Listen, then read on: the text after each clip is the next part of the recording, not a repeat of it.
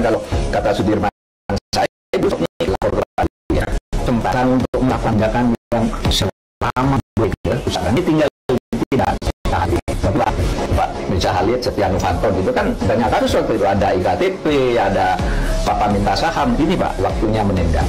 Tapi kan Pak Jokowi bilang, gimana ya, Mirza Khalid kan orang kuat, Setia Novanto orang kuat, gimana kalau keduanya itu bersatu?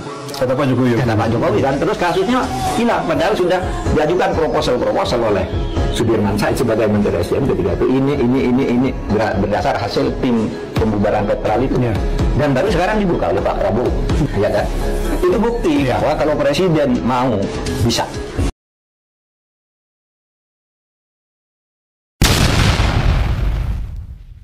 Demonstrasi dijamin oleh undang-undang. Berkumpul menyatakan pendapat itu sah, tapi harus damai, harus sesuai dengan aturan dan undang-undang. Jadi sebenarnya suatu gerakan di luar jam 18.00 itu sebetulnya tidak sesuai aturan. Ya. Kalau Anda lihat undang-undang dan aturan coba diperiksa, ya kan? Dan semua termasuk konvensi PBB juga hak menyatakan pendapat itu dijamin, harus dilindungi. Hak berkumpul dijamin, harus dengan damai. Mungkin kalau ratusan triliun, 400 triliun. Berarti yang dimaksud Pak Prabowo bukan ratusan triliun yang diselamatkan, tetapi ratusan triliun yang sedang dikejar. Kasusnya, nilai kasusnya ya. Tapi yang lebih mungkin, ratusan triliun itu adalah penghentian kasus-kasus korupsi yang belum masuk pengadilan itu ya. Bisa ratusan penghentian triliun. Kasus korupsi? Kan banyak korupsi pengelolaan berhenti hutan. di tengah jalan. Belum masuk ke pengadilan. Lalu sekarang dipotong oleh Pak Prabowo. Misalnya Perpres nomor 5 ya. Yang tentang pengelolaan lahan hutan tuh. Nomor 5 2025. Nah, nomor 5 2025 itu saya dengar itu korupsinya triliunan.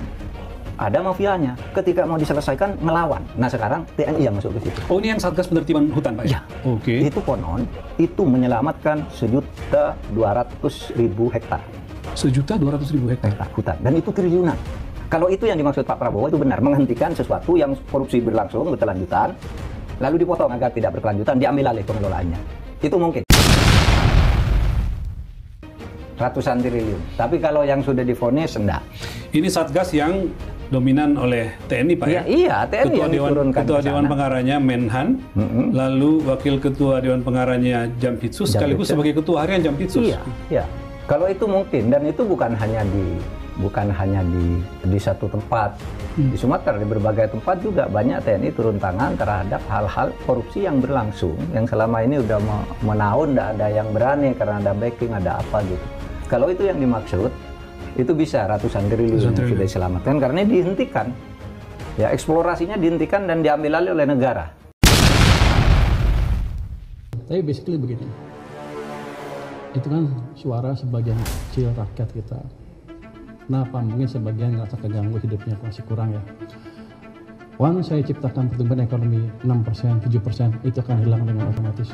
Mereka akan sibuk cari kerja dan makan enak dibandingkan mendemo. Bukan bakalan dikejar dalam 6%, kita akan kejar secepat ciptakan pertumbuhan yang paling cepat seoptimal mungkin. Kalau Anda bilang bisa nggak bisa 8, kalau saya bilang bisa kan saya nipu. Tapi kita bergerak ke arah sana.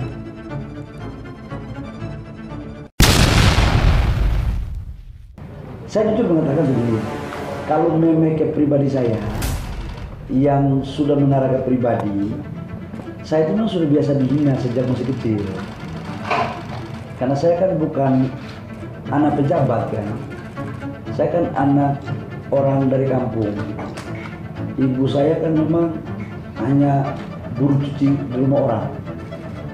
Ayah saya buruh bangunan. Jadi hinaan itu terjadi sejak saya SD, masih kecil. Jadi menurut saya itu nggak apa-apa lah. Dan saya pikir ya kalau ada yang meme-meme apa, udahlah saya maafkan lah. Nggak apa-apa kok. Sebenarnya kalau kritisi kebijakan itu nggak apa-apa. Tapi kalau sudah pribadi, sudah mengarah ke rasis, itu menurut saya nggak bagus lah. Tadi kasih tahu sama anak sama Sekjen kemarin sudah tadi pagi saya panggil. Sekjen coba panggil itu adik-adik kita. Ya pastilah mereka juga kan manusia ya. Manusia. Jadi ya itu pasti ada rasa spontanitas, kemanusiaan aja sebenarnya. Tapi nanti saya akan minta udah stop, apalagi kalau sudah minta maaf kan. Allah saja mau memaafkan umatnya ketika dia sudah minta maaf, apalagi kita manusia. Bukan pegawai Pemda Jabar, kalau mau dia periksa aja sendiri. Ya kan, itu data dari sistem monitoring BI yang dilaporkan oleh perbankan setiap hari kali ya, setiap berapa minggu sekali, itu seperti itu datanya. Dan di situ ada flag, ada centrengannya data ini siapa, punya Pemda, depositnya jenisnya apa, deposito, giro dan lain-lain. Jadi jangan pakai nyuruh saya kerja. Tidak ada korupsi lagi. Satu, pemerintah provinsinya tidak boleh mengintervensi Bank Jabar. Kedua, gubernurnya jangan mau dilayani oleh Bank Jabar. Dan saya nggak mau dilayani. Saya sudah bisa melayani diri saya sendiri. Nah, kemudian yang berikutnya adalah jajaran direksinya harus jujur. Karena kita berkomitmen, saya mengorbankan seluruh apa yang menjadi ego politik saya demi profesionalisme, demi keberlangsungan Bank Jabar, maka amanahnya harus dijaga dengan baik. Kemudian audit BUMD itu masih berjalan, tetapi saya sudah bayang lah akan apa hasilnya. Yang jelas bagi saya, yang masa lalunya diamputasi saja, dan saya ingin BUMD-nya nanti saya akan ajuin raperdanya untuk 2026, yaitu digabung, nggak ada lagi BUMD terlalu banyak direktur, cukup satu BUMD, dan kemudian holding ditambah lagi BJB, sudah gitu aja. Berarti akan ada perombakan besar ya Pak di BUMD? Harus dirubah, kalau nggak jelas terus nanti. Anggaran komunikasi 261 miliar. Komunikasi apa? Apa yang dikomunikasikan? Bank Jabar populer oleh TikToknya Deddy Mulyadi. Saya nggak dibayar. Saya ngomong di mana-mana, padahal ngasihnya cuma 400, 500. Bank Jabar peduli, Bank Jabar peduli. Itu saya lagi promosi sebenarnya. Bank Jabar peduli, Bank Jabar peduli. Nah, pertanyaan saya, kadikan saya 227 miliar. Saya memberi tugas kepada Badan Pengelola Investasi dan Antara Indonesia untuk membereskan BUMN kita. Tadinya pengelolaannya secara tidak masuk akal. Perusahaan rugi, komisarisnya banyak banget. Saya potong setengah komisaris, paling banyak 6 orang, kalau bisa cukup 4 atau 5. Dan saya hilangkan tantiam. Saya pun tidak mengerti apa arti tantiam itu. Itu akal-akalan mereka saja. Dia memilih istilah asing supaya kita tidak mengerti apa itu tantian. Saudara-saudara, masa ada komisaris yang rapat sebulan sekali, tantiamnya 40 miliar setahun.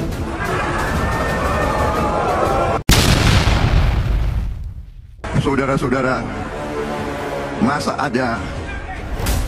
ada komisaris yang rapat sebulan sekali, tantiamnya 40 miliar setahun.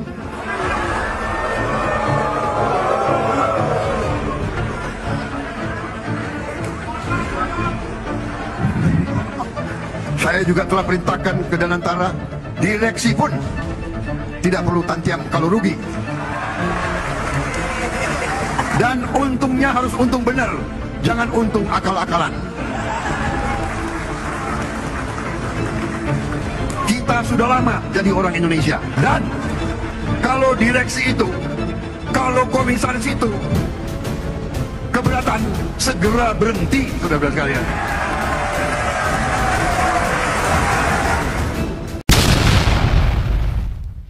Saya ingin mengusulkan begini, sulit memberantas korupsi itu. Tolong melalui Pak Bambang Pacul, Pak, tolong Pak, undang-undang perampasan aset tolong didukung Pak. Biar kami bisa ngambil begini-begini nih Pak. Tolong juga pembatasan belanja uang kartal didukung Pak. Karena orang korupsi itu Pak, nurunkan uang dari bank 500 miliar dibawa ke Singapura, ditukar dengan uang dolar, lalu dia bilang ini menang judi karena di Singapura judi sah. Lalu dibawa ke Indonesia sah. Padahal itu uang negara Pak. Itu pencucian uang Pak. Nah sekarang mari kita batasi, kalau belanja 100 juta Anda keluarkan dari bank mana, kirim ke bank mana. Jangan dari orang bawa koper tuh, yang satu kopernya berisi kertas, yang satu berisi uang, ditukar di atas pesawat. Itu yang banyak terjadi. Nah, satu yaitu Undang-Undang Perampasan Aset. Saya kira kemarin DPR dari Komisi 3 sudah ada yang bersuara agar Presiden segera mengirimkan surprise. Tolong, kami mengajukan sejak tahun 2020 dan sudah disetujui di balik, tiba-tiba keluar lagi ketika akan mulai ditetapkan sebagai prioritas utama. Pada kita, tolong dong Undang-Undang Perampasan Aset dijalanin. Republik di sini ini gampang Pak Senayan nih. Lobbynya jangan di sini Pak. Ini Korea ini semua menurut bosnya masing-masing. Di sini boleh ngomong kalah Pak. Bambang Pacul ditelepon, Ibu Pacul berarti siap. Ini laksanakan Pak.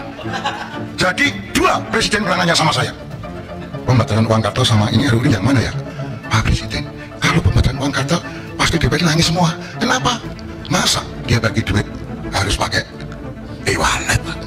E-walletnya cuma 20 juta lagi. Nggak bisa Pak. Nanti mereka nggak jadi lagi. Oh, iya. Saya terang-terangan ini. Gitu loh. Mungkin perampasan aset bisa, tapi harus bicara dengan para ketum partai dulu. Kalau di sini nggak bisa. Teori saya jadi permintaan jenderal langsung saya jawab. Bambang Pacul siap kalau diperintah. Mana perintah berani Pak? Saya masih pejabat baru di sini. Menterinya juga menteri kagetan. Jadi kalau ngomong katanya, kalau kata Bu Sri Mulyani gayanya koboi. Waktu di LPS sih nggak ada yang monitor, jadi saya tenang. Ternyata di keuangan beda Bu. Salah ngomong sudut pelintir sana sini. Jadi saya kemarin kalau ada kesalahan, saya mohon maaf. Ke depan akan lebih baik lagi. Yang ketiga, ini kan saya baru di sini.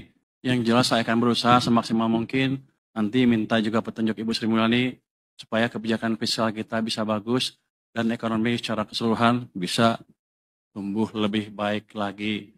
Jadi ke depan teman-teman media tolong beri saya waktu untuk bekerja dengan baik. Nanti kalau udah beberapa bulan baru Anda kritik habis-habisan. Terima kasih. Wassalamualaikum warahmatullahi wabarakatuh. Saya mau mengkritik Pak Rocky Gerung sedikit. Dia suka ngeledekin Jokowi nggak ngapa-ngapain. Ini Pak.